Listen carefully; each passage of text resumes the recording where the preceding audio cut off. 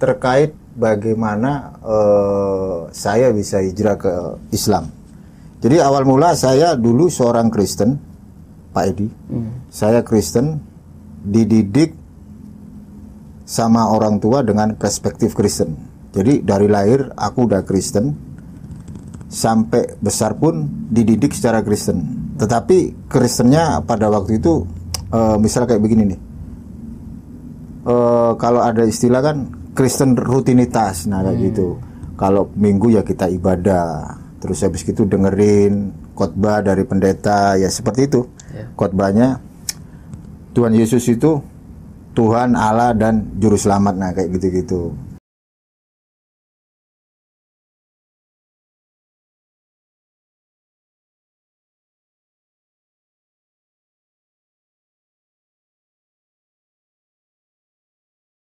Dulu masih ada Facebook. Nah, di media sosial Facebook itu aku ngelihat gitu loh. Di beranda itu ada kayak semacam debat lintas iman, agama, nah kayak gitu-gitu. Nah, di situ ada dari kalangan non-Kristen itu bilang kayak begini. Tuhannya orang Kristen itu 3, katanya kayak gitu. Terus hati saya sebagai seorang Kristen berontak. Kenapa? Karena dulu aku diajari sama pendeta itu kan ngasih khotbah, Tuhan kita itu satu, Tuhan itu esa kan itu. Terus tiba-tiba ada kalangan non Kristen ketika dalam tanda kutip berdialog itu bilang Tuhan saya 3, nah kayak gitu.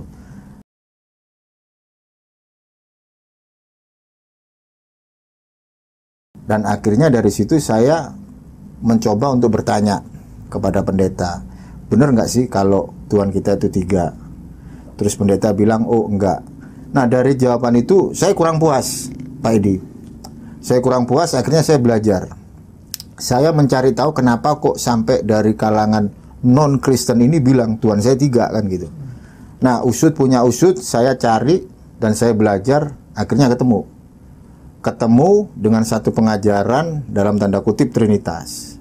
Nah di situ saya pelajari mulai dari sisi historis bapak-bapak gereja, di mana di situ dulu ada seorang bapak gereja yang namanya Tertullian ngajarin terkait dengan konsep yang dikenal sebagai tres personae una substantia discreti non separati.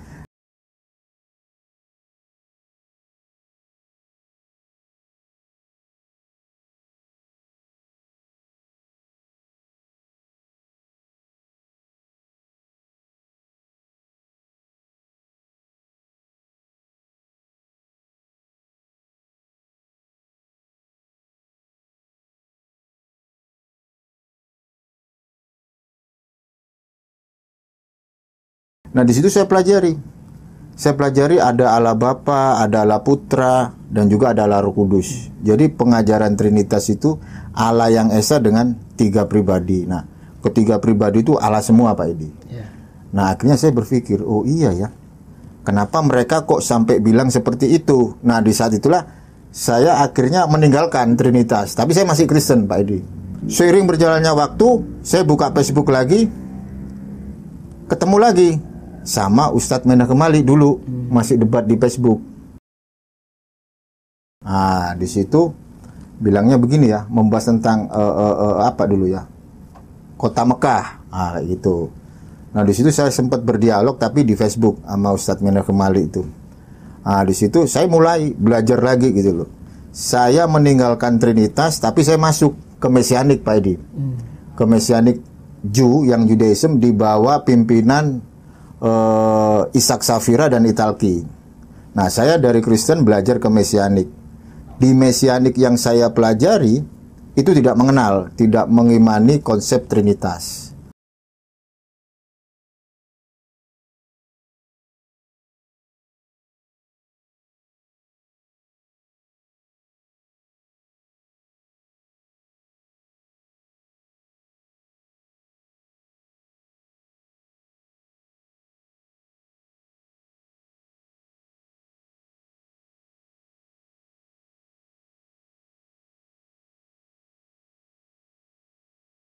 Nah, seiring berjalannya waktu, ada satu yang janggal menurut pribadi saya ya, terkait dengan tokoh sentral mereka, yaitu Yesus. Kalau dalam bahasa Ibrani, Yesua Pak Edi. Nah, Yesua itu dalam perspektifnya umat Kristen, dia Raja Mesias, keturunan dari Yehuda. Sementara yang membuat aku berpikir ulang, jika Yesus itu Raja Mesias dan dia dari suku Yehuda, kenapa Yesus kok menjadi imam besar? Bahasa Ibrani Kohen Hagadol.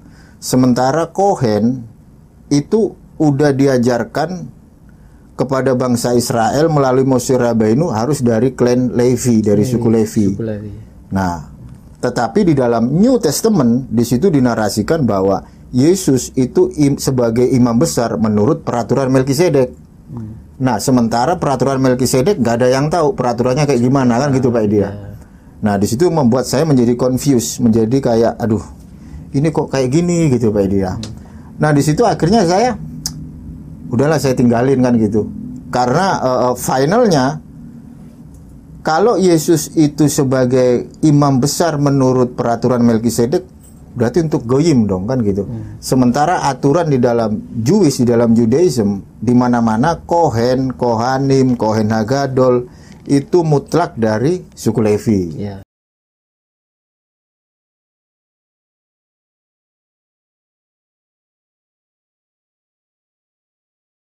Nah, dari Kristen Mesianik akhirnya saya convert ke Judaism. Nah, di Judaism juga gitu. Saya belajar mulai dari Torah, terus habis gitu Nevi'im, Ketuvim, sampai dalam narasi Torah Sebalpeh. Itu saya belajar. Ada satu ketika ada pertanyaan Pak Edi dari kalangan luar. Pertanyaan itu bunyinya kayak begini. Para rabi ditanya, "What do you think about Muslim?" kan gitu. Apakah apa yang kamu pikirkan tentang satu religion yang bernama Islam kan kayak gitu Pak Edi. Mereka menjawab, Islam itu adalah salah satu religion yang begitu beautiful. Islam adalah salah satu agama yang indah. Dan Islam mengajarkan satu konsep monoteistik yang begitu sempurna. Nah, saya berpikir, kenapa saya nggak ke Islam kan gitu Pak Edi? Kalau memang kalangan mereka mengimani bahwa Islam itu indah. Jadi dari pertanyaan itu membuat saya berpikir. Terus ada yang nanya lagi, apakah Islam berhak atas yang namanya olam haba? Olam haba itu kalau dalam bahasa kita surga gitu Pak Edi. Nah, mereka menjawab, Islam itu berhak atas yang namanya surga atau olam haba. Ya, jadi ketika ada satu pertanyaan itu Pak Edi, saya berpikir, mindset saya berpikir, saya merenung.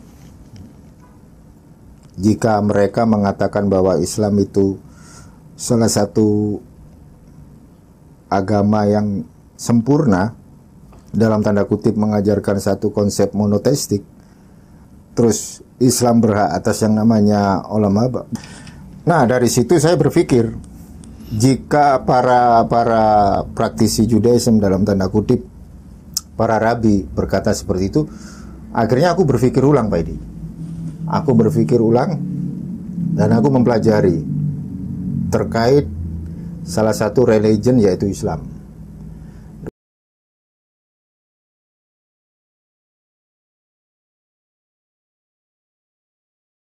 Kurang lebih aku belajar kurang lebih sekitar 6-7 tahun. Di Yahudi itu? Enggak, di Islamnya. Tapi aku masih Jewish, masih Judaism. Selama 7 tahun itu belajar Islam juga.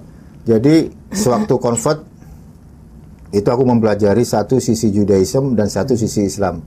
Dan aku sempat berkonsultasi dengan salah satu rabi, yaitu Rabi Ben Abramson. Banyak sekali pelajaran yang saya dapat dari beliau. Nah, akhirnya aku berpikir, merenung.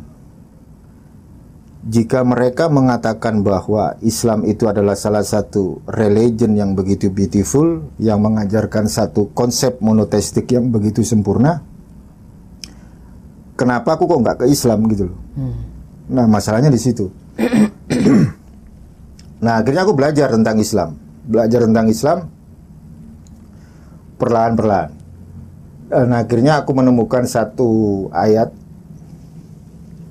di mana surah pertama kali yang turun itu Iqra, Pak Edi. Dan itu aku pelajari. Ada something yang cukup menarik. Kenapa kok surah yang pertama kali turun itu adalah Iqra kan gitu. Ya. Iqra itu kan kalau dalam perspektif Islam itu kita disuruh belajar baca kan gitu. Nah, apalagi Iqra itu kan kalau basicnya kan huruf-huruf hijaiyah dari alif sampai ya. Nah dari situ saya ngambil mindset standar saya. Islam diajarkan dengan begitu gamblang. Artinya begini, kita diajarkan pertama kali konsep basic.